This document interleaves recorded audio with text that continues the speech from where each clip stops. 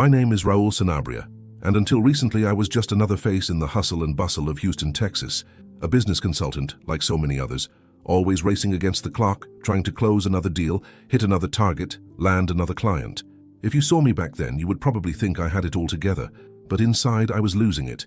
I was born in San Juan, Puerto Rico, and grew up surrounded by palm trees and the salty smell of the sea. My father, Santiago, was my hero, a strong, resilient man who faced life with courage and unwavering faith. He believed in a just but severe God, a God who demanded obedience and punished wrongdoing with a firm hand.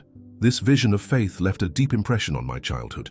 I grew up afraid of making mistakes, afraid of God, and no matter how hard I tried to please him, I always felt that I wasn't enough. Over time, this rigidity distanced my heart from spirituality. As a teenager, I began to question everything. Faith became something distant, almost strange. Religion was left behind, like a book that we leave gathering dust on the shelf. I became a practical, rational, skeptical man. I believed only in what I could see, touch, and measure. When I moved to the United States in search of a better career, this mindset only grew stronger. Houston was a vibrant city full of opportunities, and I was determined to succeed. I threw myself into my work with everything I had. My days were filled with meetings, spreadsheets, strategies, and deadlines. I barely had time to eat properly, let alone reflect on my life or look within. Little by little, without even realizing it, I drifted away from the things that truly mattered. My family, my values, and most of all, my soul. But then, something completely unexpected happened, and in that moment, everything changed. It was a typical Houston morning. The sky was clear, the sun was shining brightly, and the typical Texas heat was already making itself felt, even though it was early. I had just come out of an intense meeting with a difficult client, the kind that demands all of your energy. To regroup before my next appointment, I decided to walk to my favorite coffee shop, which was a few blocks away. As I walked down the busy sidewalk, my cell phone rang. It was from one of my biggest clients, the kind of call you can't ignore. I answered it immediately, focused on not letting a single word slip out. In that moment, the world around me ceased to exist. My entire focus was on the voice on the other end of the line. That's when it all happened. Suddenly, a loud noise, like a crash, pulled me out of the conversation. It was as if something heavy had been plucked from the sky. I looked up instinctively, and in a matter of milliseconds, I saw a huge wooden plank falling from the top of a building under construction.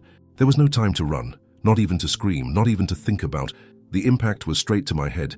The pain, oh my God, the pain was indescribable. It was like lightning had struck me, splitting my skull in half. I felt my legs give out, my vision go black, and the world spin violently before I fell headlong onto the sidewalk. My phone flew out of my hand, shattering on the ground, and the voices around me faded to distant echoes. Someone was shouting for an ambulance. Other people were approaching, asking if I was conscious, but everything sounded muffled, like it was coming from underwater.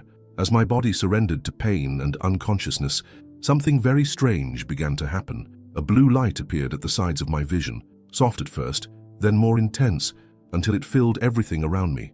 It was no ordinary light. It did not hurt the eyes or cause any discomfort. On the contrary, she radiated a peace so profound that it seemed impossible to exist in that moment of agony. The pain began to fade, as if it were being dissolved, washed away, by the presence of this light. I no longer felt the cold ground beneath my back, nor the crushing weight of the pain in my head. It was as if I were floating. Everything around me seemed unreal, and then, for the first time in many years, I felt at peace. There was no more fear, no more anguish, only a strange, comforting certainty. Something much bigger was happening. At that moment, I felt as if I were being taken to a place that I cannot describe in words. It was not a physical place, but it was not a dream either. It was real, more real than anything I had ever experienced. There was no time, no rush, no pain. There was a presence, strong, welcoming, loving, an awareness that enveloped me completely. I could not see a face or hear a voice, but I knew that it was God, not the harsh and punishing God of my childhood, but a God of compassion, mercy, and immeasurable love. In that silent encounter, I understood many things that had previously seemed absurd or unattainable to my rational mind. I realized that my life had been lived at high speed, chasing things that did not fulfill my heart. I understood that I had distanced myself from my essence, from my faith, out of fear. Fear of a God who never existed in the way I imagined. The true God was not waiting to punish me. He was there all along, waiting to love me. After that, everything changed. The light began to fade, and my body felt heavy, aching, and trapped in reality. The sounds of the world slowly returned. Sirens, voices, hurried footsteps. I was taken to the hospital, unconscious for a few hours, but miraculously, without serious after effects. The doctors said it was a miracle that I had survived the direct impact to the head, and I knew deep down that it wasn't just luck. Something bigger had rescued me at that moment. Today I look back on that accident not as a tragedy, but as a gift. It took almost dying for me to truly live again. I returned to my faith, but with new eyes. Eyes that now see God not as a merciless judge, but as a father who has never stopped loving me.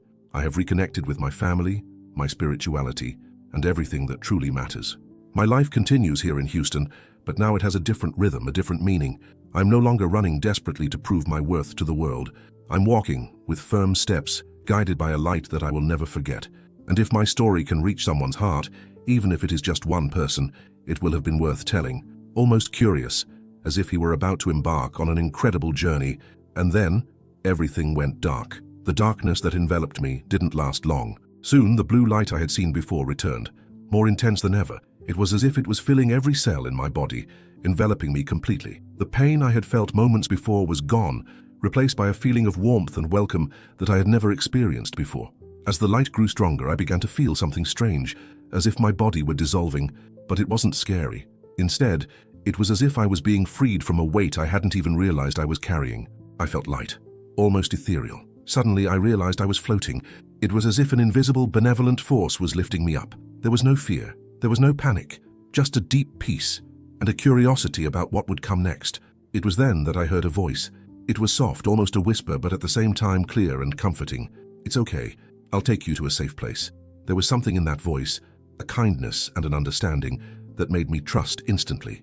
All anxiety and fear began to melt away. As I floated through this invisible presence, I began to see the world around me in a completely new way. From where I was, everything seemed distant, almost ironic. It was as if I were looking at an elaborate model. The people, the cars, the buildings, everything seemed so small and insignificant from this perspective.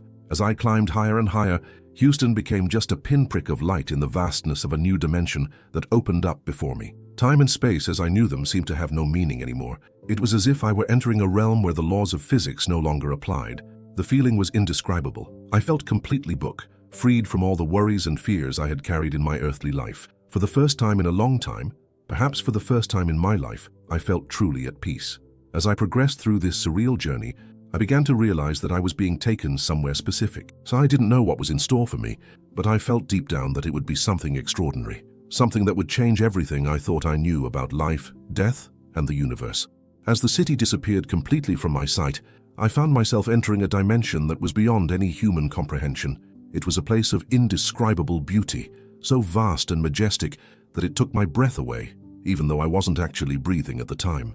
All around me, planets and stars shone with an intensity and beauty I had never witnessed before. The colors were more vivid than anything I had ever experienced on Earth. Blues deeper than the purest ocean, reds more intense than the most dramatic sunset, and other colors I didn't even know existed. Every star, every planet seemed to pulsate with a life of its own. Most impressive, however, was the deep peace that permeated everything around me. It was as if love and harmony were the primary forces that ruled that place. There was no fear, there was no anxiety, just a sense of belonging and full acceptance. Suddenly, I saw a staircase in front of me, but it was no ordinary staircase. It seemed to be made of a substance that was both solid and ethereal. The steps shone softly as if they were made of crystallized light. Each step seemed to invite me to climb, promising to reveal more wonders. I started up the stairs, and with each step I felt lighter. It was as if each step was purifying me, removing layers of worries and fears that I didn't even know I carried. One fresh and floral aroma filled the air, vaguely reminding me of the gardens of my childhood in Puerto Rico, but 1,000 times more intense and comforting.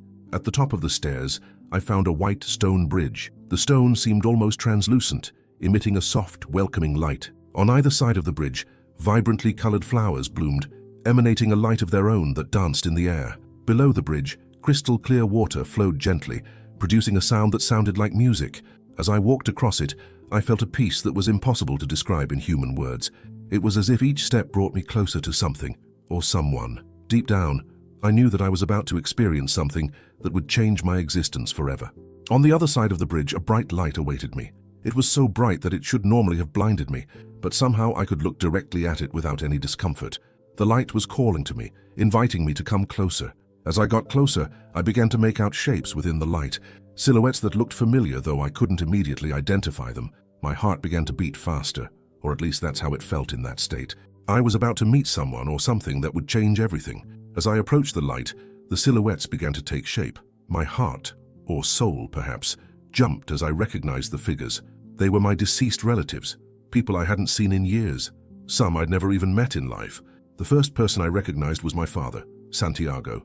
He was exactly as I remembered him, but different at the same time.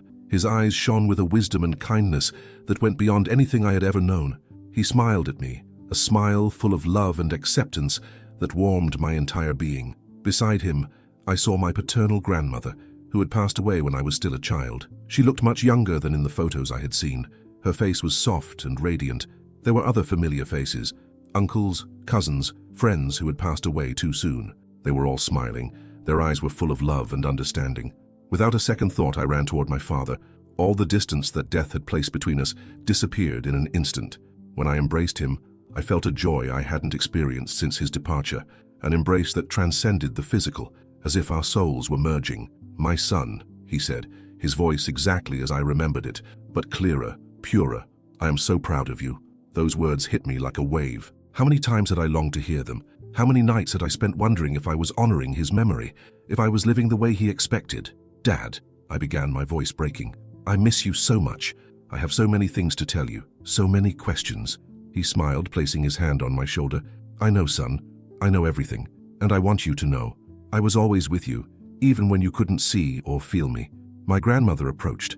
Her gentle smile filled me with a peace I had never experienced before. "My dear," she said, "you have grown up. We are all so proud of you." I looked around. Everyone was smiling at me. It was like a family reunion, but infinitely deeper, more meaningful. There was no judgment, no old hurts, just pure love, unconditional. But then my father spoke again, now with a more serious look. "Raul, my son, you need to know, it's not yet your time to stay here with us." I felt a tightness in my chest. How could it not be my time? I was so happy there, so at peace. How could I go back? "You still have a mission to fulfill on Earth," he continued. "There are people who need you, important things that only you can do." I looked at the faces around me. Everyone nodded silently. My grandmother touched my arm tenderly, as if in comfort. "Don't worry, dear," she said. "We'll always be here, waiting for you. But now you need to go back and live the life you were given." I wanted to protest, I wanted to stay, I wanted that love, that peace forever. But something inside me knew they were right. There was something unfinished, something important, and I needed to go back. "Remember, son," my father said, his eyes shining with wisdom, "the love we feel for you knows no limits of time or space. We will always be with you, guiding your steps." With one last group hug, I felt it was time to leave. But before I walked away, my father held my hand one last time. "There are more things you need to see and understand before you return. Be open, child. What you are about to experience will change your life forever." With my heart full of love and my eyes filled with tears, I began to walk away from them. As their figures disappeared into the light, I felt a new presence approaching. It was something different, even more powerful and majestic than anything I had experienced up until then. The light around me, which was already intense, seemed to intensify even more, but it wasn't blinding or uncomfortable. It was as if every particle of my being was being bathed in pure, loving energy. Suddenly I realized that I was facing a presence. There was no definite form, no figure that I could describe in human terms. It was more like an overwhelming feeling of being in the presence of something or someone immeasurably large and powerful. At that moment I knew with a certainty that went beyond any rational understanding I was before God, but it was not the God I had imagined during my life. He was not the severe and punishing God that my father, Santiago, had taught me to fear. This presence was pure love. It was as if all the love in the universe was concentrated into a single point, radiating infinite acceptance, compassion, and understanding. There was no judgment. There was no condemnation. Just a love so deep and unconditional it brought me to my knees, or at least that was the sensation in that non-physical state. Tears ran down my face. I realized how much I had been wrong throughout my life. Every time I had distanced myself from spirituality, every time I had doubted, every time I had questioned, it all seemed so small now. It was then that I heard a voice. It was not a voice in the conventional sense. It was as if the very molecules of the air, if there was air there, were vibrating with a message, aimed directly at my soul, my son, and the love contained in those two words was more than I could bear. "You have been walking for so long with your eyes closed, but now it is time to see the truth." I wanted to answer, I wanted to ask 1,000 questions, but I felt unable to form words. It wasn't necessary. The divine presence seemed to understand every thought and emotion that passed through me. "What you knew as God on earth is but a pale reflection of the truth," the voice continued. "Humans, in their limited understanding, have created a distorted image. I am not a harsh judge, nor a distant king on a throne. I am the love that permeates all creation. These words resonated within me with an indescribable force. It was as if every cell of my being was being reconfigured to understand this fundamental truth. You need not fear. There is no eternal punishment. There is no condemnation. There is only love, learning, and growth. Each soul, in its own time, finds its way back home. I felt overloaded, deconstructed, and at the same time whole. My entire belief system, everything I thought I knew about God and spirituality, was being completely transformed. Era scary and liberator. But then I finally managed to form a coherent thought. Why is there so much suffering in the world? Why do bad things happen if God is love? The answer did not come in words. It came as a deep understanding, which invaded every part of my being. Life's difficulties are not punishments. They are opportunities, they are lessons. They are ways to grow, to learn, to become stronger and wiser. Everything, even the pain, can be transformed into understanding and love. I stood there, bathed in that divine presence, absorbing truths that went far beyond my ability to express with human words. I felt like I could stay there forever, learning, growing, living in that infinite love. There was something different about that moment, something that moved me in a way I couldn't explain. It was as if, in a subtle but powerful way, I had been touched by an understanding far beyond logic, as if my spirit was being unfolded before a greater truth. As much as my heart longed to remain there, enveloped in that divine presence, something inside me, perhaps a deeper instinct, told me that there was still more to see, more to understand before moving on. Reluctantly, I took a step back, away from that glow that was not light as we know it, but something more. A vibration, a living essence that permeated everything. That presence, which I knew to be God, still hovered around me, but more distantly now. And I walked, or perhaps floated, with my mind in a whirlwind, trying to process everything I had just experienced. Nothing would be the same again. Nothing. It was then that I realized I was no longer alone. A new figure appeared before me. Its outline was clearer than anything I had seen before. It did not have the fluid, intangible form of the beings of light that had revealed themselves as my familiars, nor the overwhelming magnitude of God's presence. This figure was human, and even before I saw it up close, I felt something inexplicable take hold of me. An inner certainty, a recognition that came not from my eyes, but from my soul. As he got closer, my heart raced. I had never seen this man before, but at the same time, it was as if I had known him forever. When his eyes met mine, everything around me seemed to stop. His eyes, they were such a deep brown that they seemed to contain the entire universe, and there was something in them that pierced me completely. Absolute compassion, love without measure, and an understanding so pure that it dismantled me inside. He smiled, and with that smile I felt as if the universe itself was smiling at me. "Raoul," he said, and his voice was like music, soft and firm, gentle and powerful, all at the same time. "Don't be afraid. I'm here to help you understand." I wanted to kneel down. I wanted to throw myself on the ground and cry, so much emotion was taking over me. But before I could do anything, he reached out and placed his hand lightly on my shoulder. The simple touch was like a hug from heaven. "There is no need for that," he said. "We are all on the same level here. We are all children of the same Father." There was such simplicity in his words, and at the same time, a power that penetrated straight to the soul. He began walking, and I followed him without thinking. It was as if my feet knew the way before I did. As we walked, the environment around us changed like a moving dream. First, I saw gigantic mountains, covered in lush green vegetation that seemed to pulse with life. Then came vast oceans with waters that shone like crystals under a light that came not from a sun, but from something more internal, more true. Then dense, lush forests, where the air itself seemed to sing. It was creation in its purest state, as if I were witnessing the world before the fall, before any pain. "You have seen the Father," Jesus said, looking at me tenderly. "Now you understand that he is not the vengeful, punishing being that many believe him to be." I nodded, unable to say anything. I just felt. I felt everything with an intensity I had never experienced before. "My message on earth has been distorted, Raoul," he continued. "I came to teach about love, forgiveness, and compassion, to show that the kingdom of heaven is within each one of us.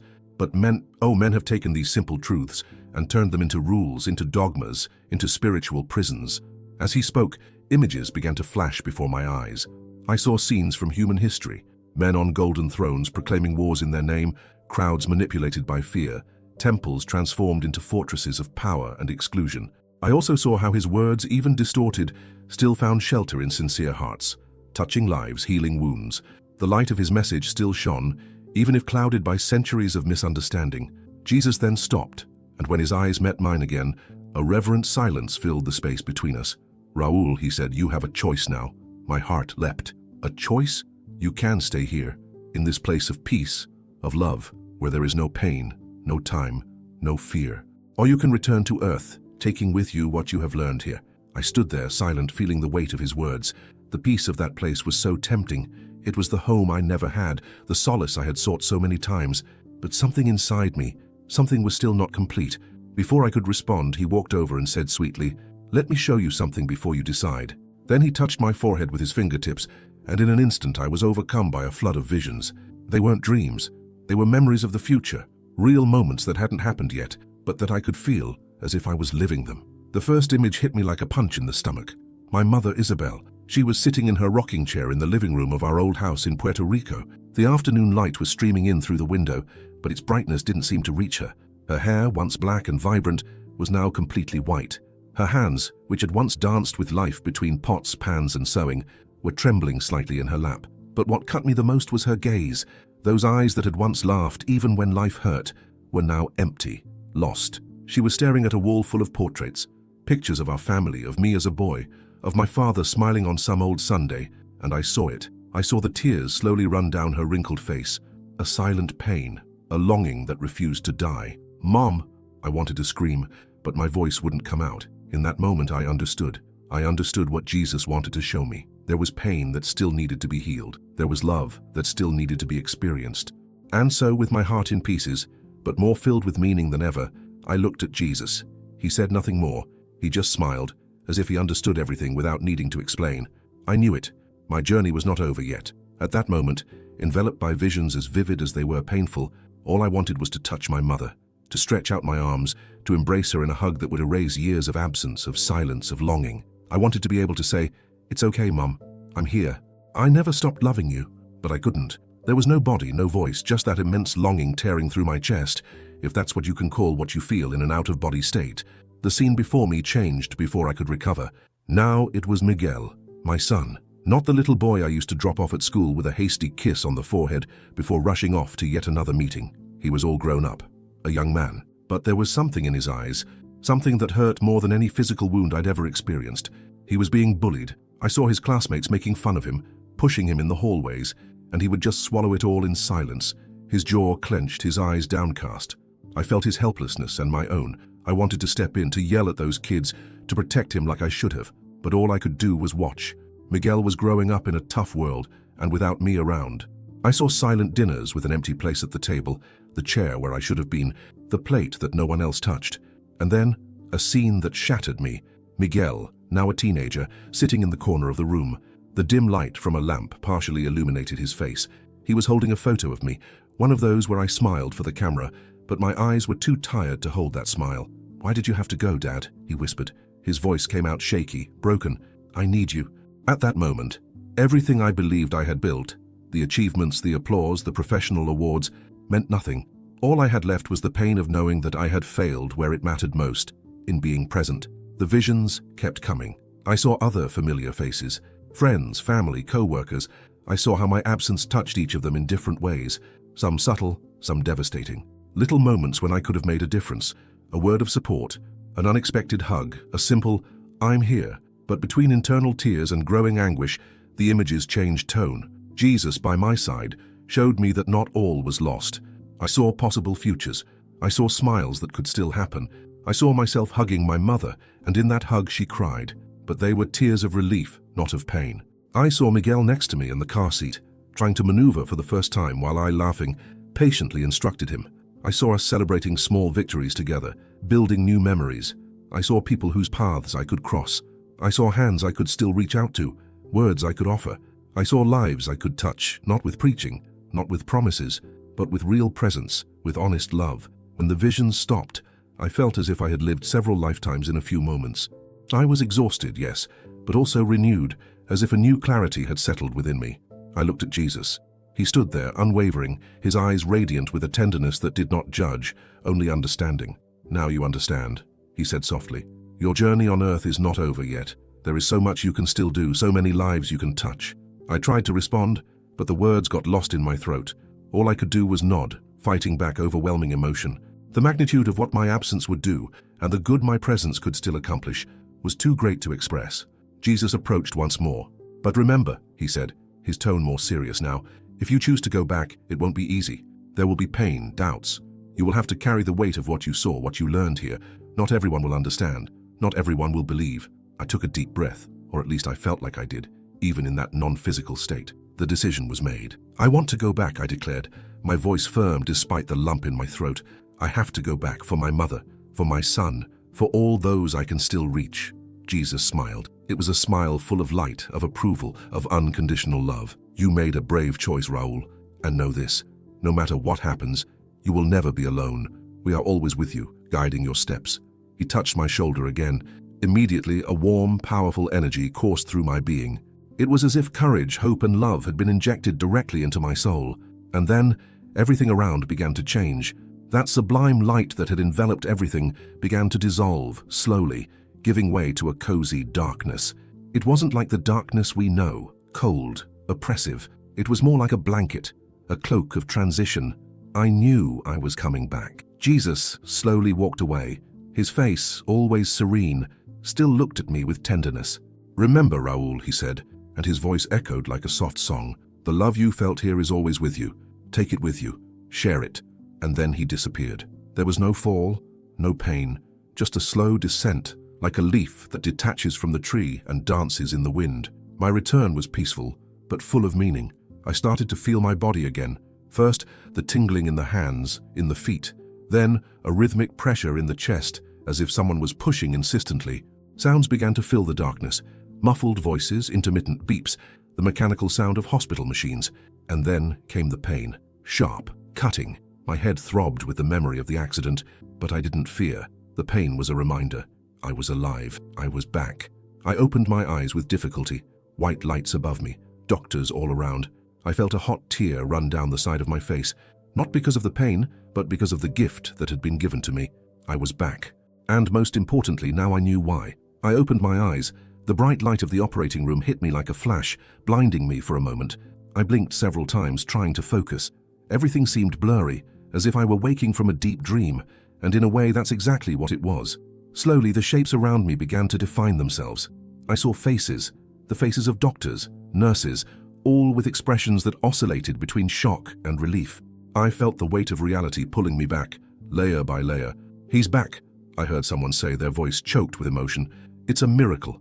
I wanted to talk, to tell everything I had experienced, that journey beyond the veil of life, the encounter with Jesus, with God, with everything that really matters. But my throat was dry and sore, and all I could manage was a weak moan. A nurse leaned over me. Her eyes were tender, her hands soft. She examined my face with the care of someone holding something precious. "Señor Sanabria," she said in Spanish, her voice low, almost a whisper. "Can you hear me? Blink twice if you understand." I gathered all the strength I had left in me and blinked. Once, twice. Relief washed over her face immediately. "You had a very bad accident," she explained gently, "but you're safe now. You're in the hospital. We're going to take good care of you." As she spoke, I realized something else. A subtle but powerful sensation, as if I was still enveloped in that presence that accompanied me from the other side. I no longer saw the figures of light. I no longer heard the voices, but I felt, deep down inside me, that I was not alone. The presences that had welcomed me on the other side were still with me, silent, invisible, but alive within me. The doctors continued their work around me.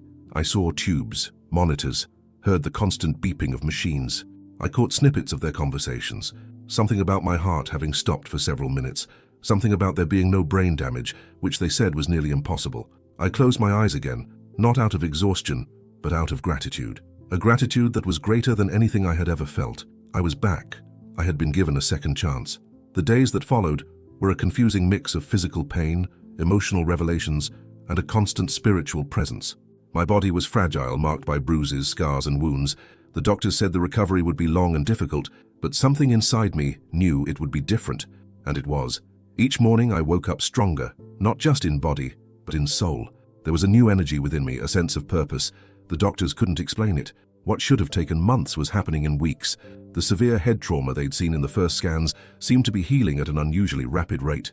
The scans showed improvements that defied logic. One of them even said, half jokingly, that someone up there clearly liked me. But I knew it was no joke.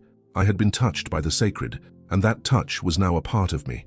Over time, I began to reflect deeply on everything I had experienced. With each new day, I saw the world with different eyes. The morning breeze coming through the hospital room window, the smell of coffee brewing in the ward, even the distant sound of ambulances, everything seemed more alive, more meaningful. Before, my life was a blind race for recognition, status, professional success. Now all of that seemed so small, so far away. I realized that I had neglected what really mattered: love, family, time that never comes back. My mother, Isabel, came from Puerto Rico as soon as she heard about the accident. When she walked into the room, her eyes full of tears and her hands shaking, something broke inside me and something new was born. She cared for me the way she had when I was a child, arranging my pillows, pouring me soup with her own hands. I had spent years not giving her the attention she deserved. Always busy, always in a hurry, I promised myself, right then and there, that this would change, that she would never again feel my absence the way she did. Miguel was there for me too. Seeing my son at his bedside with red eyes and barely concealed fear broke me, but it also strengthened me. For the first time, I saw the depth of the responsibility I carry as a father. He didn't just need a provider. He needed me, my time, my affection, my real presence. In that room, amidst wires and machines, I silently swore that I would never stop being by his side, that I would be the father he deserved. But the most profound transformation was spiritual. The God I met on the other side was not the stern, distant being I had been taught to fear. He did not sit on thrones or demand sacrifices. He was pure light, pure love, a father, in the truest sense of the word. This new understanding changed everything within me. It brought a peace I had never experienced, not even in the best days of my former life. I began to reconnect with the divine, but in a more authentic way, not through mechanical rituals, nor out of fear of punishment, but out of a desire for communion. Meditation became a sacred moment in my day. Prayer, a living conversation with the invisible. I began to see God in the little things, in the gaze of a nurse, in the patience of a physiotherapist, in Miguel's smile when he laughed at my unfunny jokes. Sharing my experience with friends and family, however, brought its own challenges. Not everyone understood. Some listened in respectful silence, others with a skeptical smile. Some said it was all the effects of medication or a hallucination caused by the trauma, and I understood. How could I explain the inexplicable? But I didn't care. I didn't need them to believe. What I experienced was engraved in my soul. It was more real than anything I had ever touched. Now my mission is simple, but immense. To live with purpose, love with intention, be present, fully. Carry with me the light I saw and share it with the world, one gesture at a time. I'm back, and I'll never be the same again. Not everyone believed me. Some listened to my story with a kind but skeptical smile. Others looked away, uncomfortable, as if my experience challenged something they preferred not to question. And there were those who suggested politely that everything I had experienced might simply be the product of a traumatized brain or the medications that kept me alive. But none of that bothered me. Not at all, because I knew with a certainty that did not depend on logic or the validation of others that what I had experienced was real. It was more real than anything I had ever touched, heard, or tasted in this world. The truth was there, steady, silent, pulsing inside me like a new heartbeat, and that was what mattered. He had come back for a reason, and now it was time to honor that. The first decision I made after my recovery was simple but life-changing. I needed to serve. I needed to give back to the world the love I had received. I began volunteering at a hospital in my city. It was there, in the quiet hallways and rooms where life sometimes borders on the end, that I found a new mission. I sat next to terminally ill patients, people who, like me, were facing the great mystery. I held their hands. I listened to their stories. And when I felt the moment was right, I shared a little of my own. He didn't tell us everything. He only told us what was necessary. He spoke about the peace that awaits us, about the unconditional love that exists on the other side, about the light that doesn't judge but only welcomes us. He spoke with humility, without the intention of convincing anyone, and yet I saw silent tears flow from faces that seemed hardened by pain. I saw shy smiles appear where before there had been only fear. I saw hope, even in the final moments. With each visit, it was as if I was healing a little more too. My relationship with work has also changed.